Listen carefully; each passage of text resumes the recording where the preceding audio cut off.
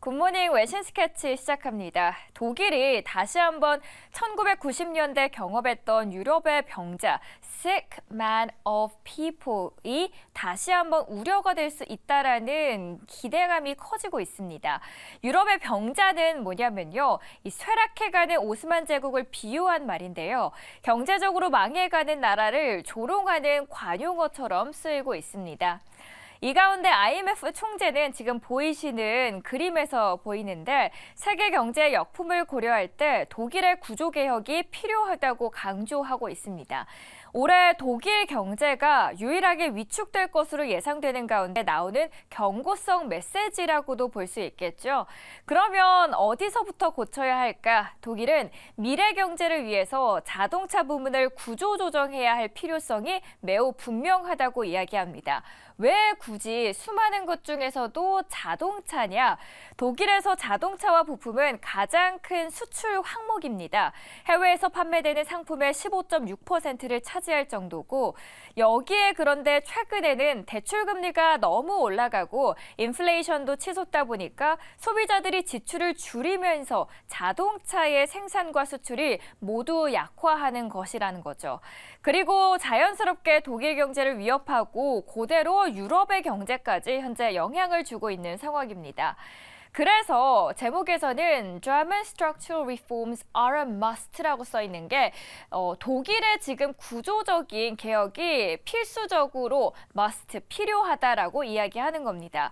이 부분만 회복이 된다면 올해 독일 경제가 모두들 이 완만한 경기 침체를 겪을 것으로 예상하는 가운데 사실은 전 세계가 경기 침체에서 벗어나고 여기에도 독일도 포함될 것이라는 상당히 확신이 있다라고 이야기한 총재의 말이었습니다. 자, 두 번째 외신도 함께 살펴보도록 하겠습니다. 월가의 대표 강세론자에서 올해 약세론자로 선회한 인물의 이야기를 소개해드릴까 합니다. 이번에 JP모건 시장의 수석 전략가 마르크 콜라노빅인데요. 월가에서 거의 예상치 못했던 팬데믹 이후의 주식 반등을 정확하게 예측해서 명성을 얻은 전략가로도 굉장히 유명하신 분입니다. 그런데 이번에는 증시의 추가 20% 하락 가능성을 점치고 나섰다는 말에 월가에 충격을 안겨주고 있습니다.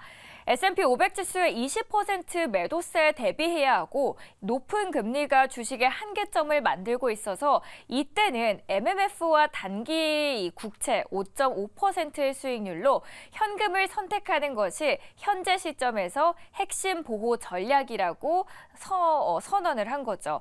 다행히 갑자기 20%가 내려가냐? 그건 아닙니다. 특히 주요 빅테크 기업이죠. M7 안에서는 애플과 아마존, 알파벳, 메타, 마이크로소프트, 엔비디아 그리고 테슬라가 들어가 있는데 이 주식을 경고하고 있습니다. 사실 M7의 경우에는 올해만 해도 거의 상승률이 83%나 올라갔던 매그니피센트 7입니다. S&P 500 상승폭의 대부분을 차지하고 있었거든요. 그런데 경기 침체가 온다면 M7이 나머지 주식들이 있는 곳으로 같이 내려갈 가능성이 있다는 경고장을 내놨습니다. 물론 최근에 고용 지표들이 생각보다 너무 잘 나오고 있는 건 사실이죠. 오늘 9시 반쯤 발표됐던 고용 지표도 뜨겁게 발표가 됐는데 다만 신용카드와 자동차 대출 연체에서 보면 소비자의 스트레스가 나타나고 있다라는 게 앞으로 시장에는 부정적인 리스크로 잔존할 수밖에 없다는 입장입니다. 두 번째 봤고요. 세 번째 외신 스케치도 마지막으로 만나보도록 하겠습니다. 내달 조 바이든 미국 대통령과 시진핑 중국 국가주석이 손을 잡고 있는 모습이 나오는데 정상회담이 가십권 안으로 들어오고 있습니다. 내주 방중할 미국의 의회 상원의원들도 시 주석과의 면담 의지를 밝혔습니다. 그러면서 미중 간 외교적인 대화의 분위기가 이어지고 있는 모양새가 조금씩 보이고 있네요. 미국의 여야 의원단은 다음 주부터 10일간 한국과 일본, 중국을 잇따라 방문합니다. 그리고 면담을 받을 계획인데 각국의 의회를 포함한 주요 정치권과 재계 지도자들을 면담할 계획입니다. 미국의 MBC 방송에서는 이번에 크레이프 상원 의원을 인터뷰했는데요. 이렇게 이야기했습니다.